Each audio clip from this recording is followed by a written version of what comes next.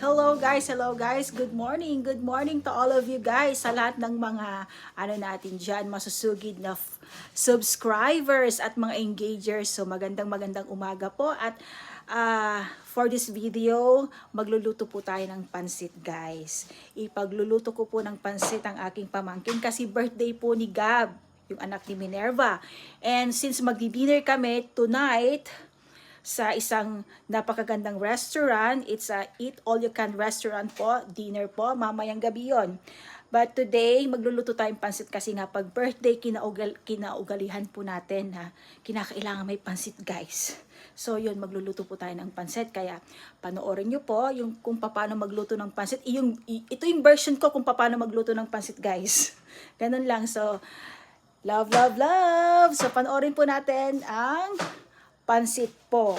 Pansit, pangpahaba ng buhay. Huwag natin kalilimutan yan lagi pag birthday natin. Kahit wala tayong handa, magsimba tayo.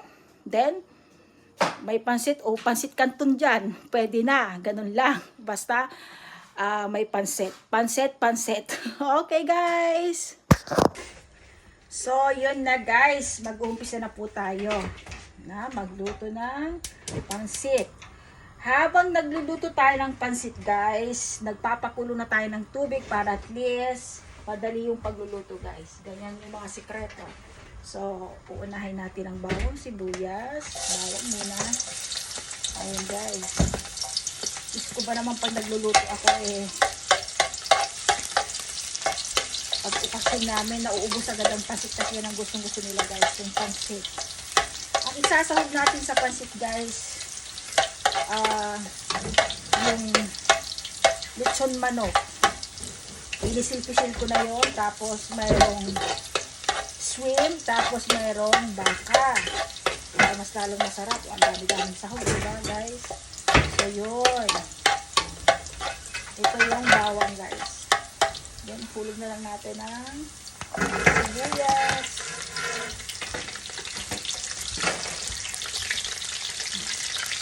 Ginigisa natin guys.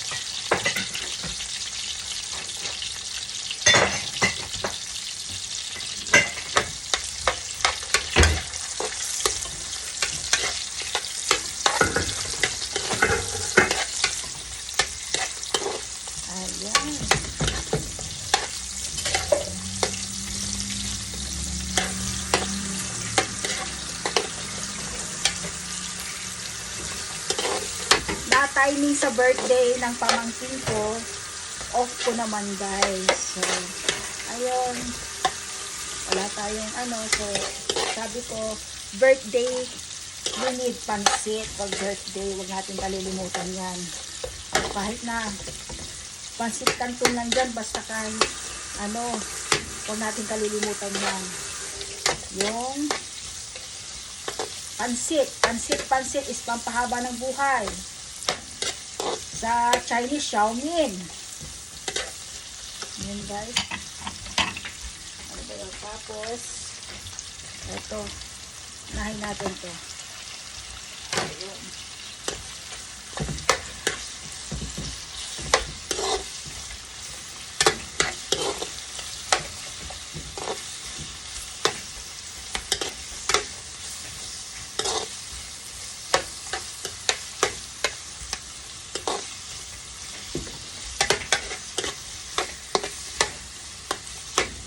Ayan.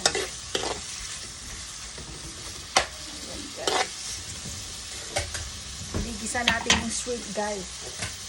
Binigisa natin yung shrimp. Tapos, natin kalilimutan yung mga paminta. Lalagyan natin ng konting paminta para maglasa na yan. Sumiksik na yung lasa. Ang sikreto din sa isang pasit yung paminta guys. Masarap ng paminta. Tapos, gusto ko sa isang pansit yung medyo may nagasang na daiso. talagang ano, yun na yung mga ingredients ko guys. Oh. Hinigisa natin maigi yung shrimp guys. Pero binibudan na natin ng paminta. Okay. Para maglasa-lasa na siya.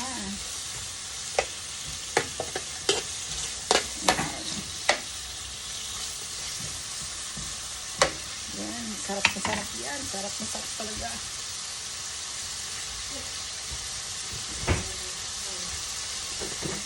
Budugan natin ng konting ano, yung pampalasa ng isa para habang ginigisa natin, lumalasa na talaga doon sa shrimp. Kasi alam niyo naman dito yung mga ano, diba, frozen. Ayan, yung kinuha kong shrimp, nasa ref na talaga to, frozen sila. So, habang ginigisa natin, tinitimplahan natin sila para magkalasa na. Ayan. Yan. See, mamula-mula na yung shrimp. Isa sa nagpapasarap sa pansit guys, yung shrimp. Sarap yan, masahog. Tapos lalagyan natin ang gigisa din natin itong baka. Konting baka. Para mas lalong malasa ang pansit natin. Ang baka guys, masarap. Sabi ko sa inyo. Ayan. Natin. Yan daming sahog nito guys. Sabi ko sa inyo. Kalahati yung nalagay natin guys. Kasi dami na. Ayan.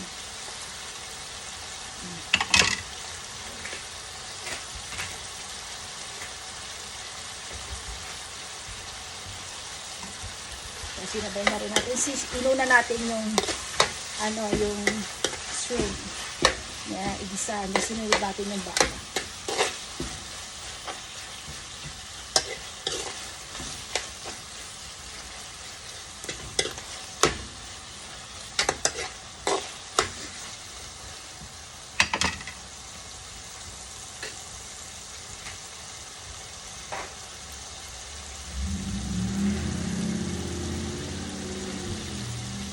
Dahil sa tapang ng ano, para ko nababahin guys. Sa tapang nitong tinatawag na na paminta, para ko nababahin tuloy. But anyway, hindi na tuloy. Mahilig ako sa paminta maglagay guys. Kasi masarap din yan, nagpapalasa yung paminta. Durog na paminta yung nilagay ko. So yun, binibisa natin maigi itong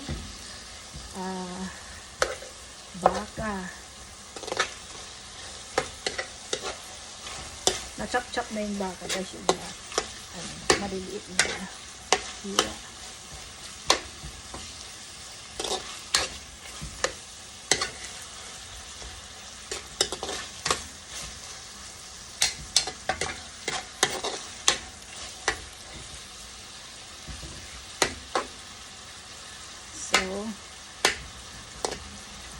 Ayan. Lalagyan natin ng konting tubig para pakuluan siya. Pampalambot niya. Ayan guys. Pakulan natin siya para lumambot guys. 10 minutes guys. Takpan natin. Okay? So,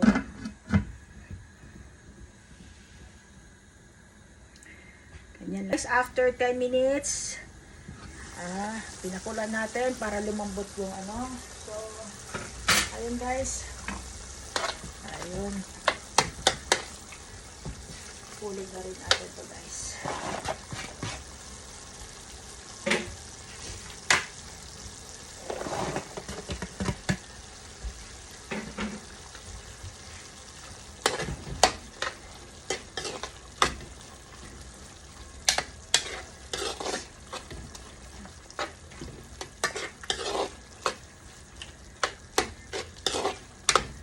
Para lumasa, lagyan na naman natin ng paminta. Tinitimplahan na natin to guys. Kasi lalagyan natin ng tubig yan. Ayun. Ito yung pansit bihon na nilalagay ko guys. Pampalasa sa pansit guys. Ayun.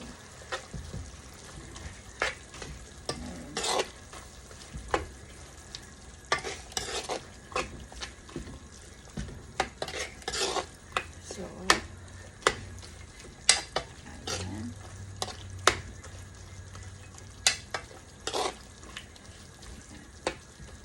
So, nag-isa na natin. Lagyan na natin ng tubig guys. Mamaya na lang yan.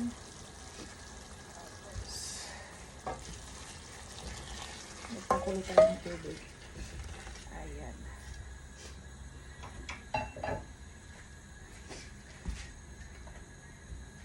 Tagan pa natin.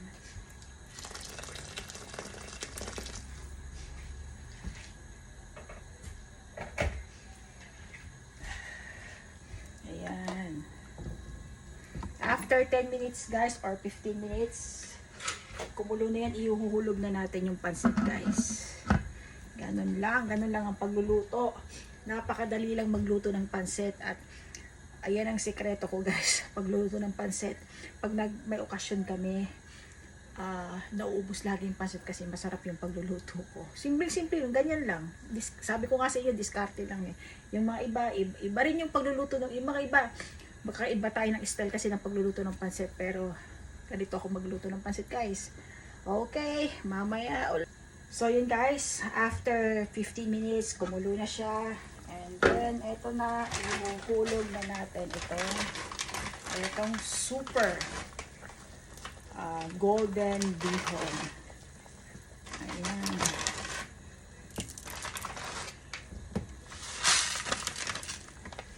Ayan, hayaan natin yan guys.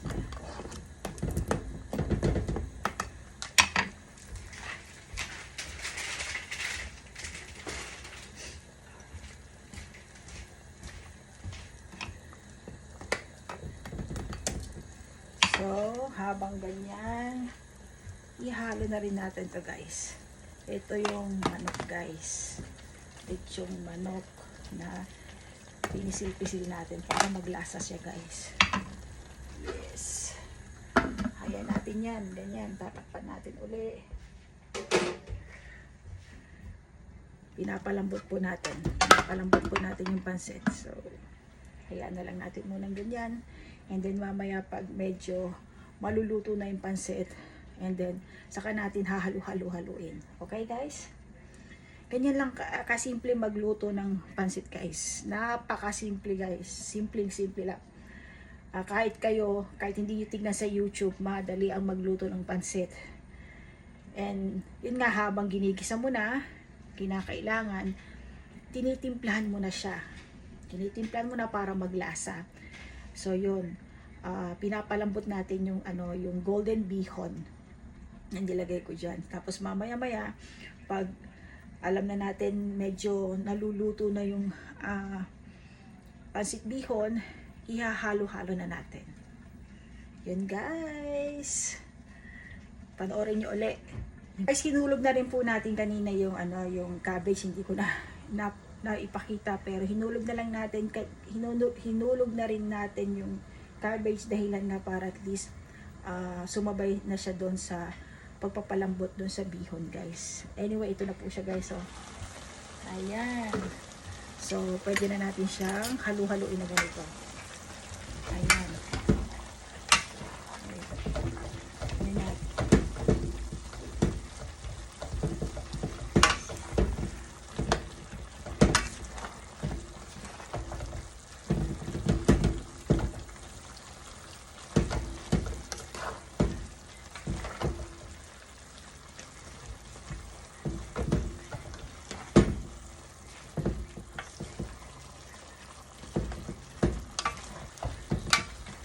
Yan po yung pansit ko guys, diba? Sarap yan, Diyos ko. Ayan, oh. Anong sili dyan guys? Nako, kapapa.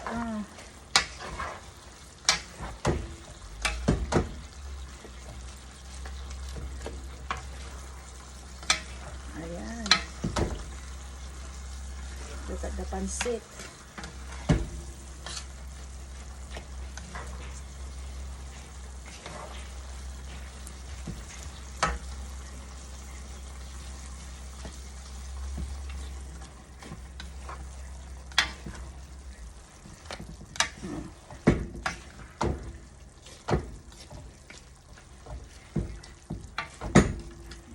Tingnan nyo.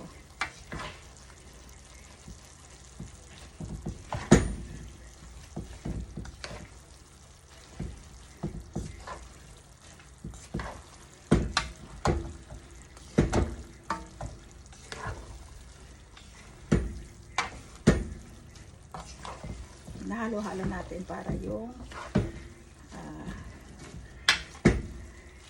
mahalo na yung ano ito kasi.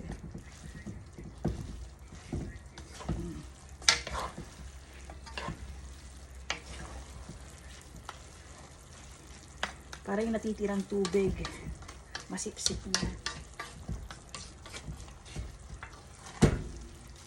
Ayun. See? Ganyan guys. Yan. Tingnan nyo yung pansit guys. Ang sarap niyan. Oh, see? Diba? Ganyan lang kasimple magluto ng pansit. Napakasimple lang guys. Yan, tapos na. Oh, tapos na yung pansit guys. At mamaya kakain kami. Ganyan lang kasimple guys. Ang sinahog natin is shrimp, tapos may baka, tapos mayroon pang lechon manok na pinisil-pisil, binili namin yung kabibili namin. So talagang ang kalalabasan talaga masarap kasi ang daming sahog, diba? So ganyan ang pansit, napakasimple lang guys. Pero yun, syempre nasa sa inyong diskarte na yan. Kung halimbawang, kasi dati nilalagyan ko yan guys, yung ano, yung may yung ano, yung atay ng manok. Since hindi ako nakapunta ng Seafood City, so didiskartean ko na lang kung anong the best way na ilalagay. So ganyan, sweet nga, and then lechong manok, and then yung baka na tinadtad ng maliliit. So talagang ang lasa, kalalabasan masarap. Kahit saan kayo magtanong, pag nag-ookasyon kami dito, number 1 tinatanong nila yung pansit, kasi yung pansit ko talaga masarap guys. So yun guys, tingnan mo lang oh. Yan, simpleng-simple lang. Kahit ikaw pwede mong gawin. Tapos na po, okay? Mamaya kakain na kami, so tatakpan ko na uli. Ayan lang, ganun lang. Ganun lang kasimple guys. So yun, natapos na yung pagluluto ng pansit guys. At nako, talagang ang sarap niyan guys. Kasi pag nag-okasyon kami talaga dito, hands on ko lahat.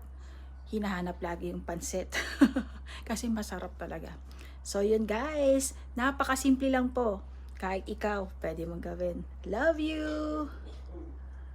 Ayun. Ang sarap guys. Ang sarap talaga. How old are you now? Ano masasabi mo, asawa? Sarap. Ha? Tingnan naman ko sa pinapay. Ano masasabi mo, me? Baka minta. Ang tinibag kayo? Masarap. Ako nag-ilalingaran ko. Ilangaran ko ah. Ito kung nag-ilay mami, naranto. Pag nagluluto ako ng pansit guys, nilalagyan ko talaga ng maraming ng paminta para medyo may lagasang na dito. Ito masabi, ma'am. Yan, masarap.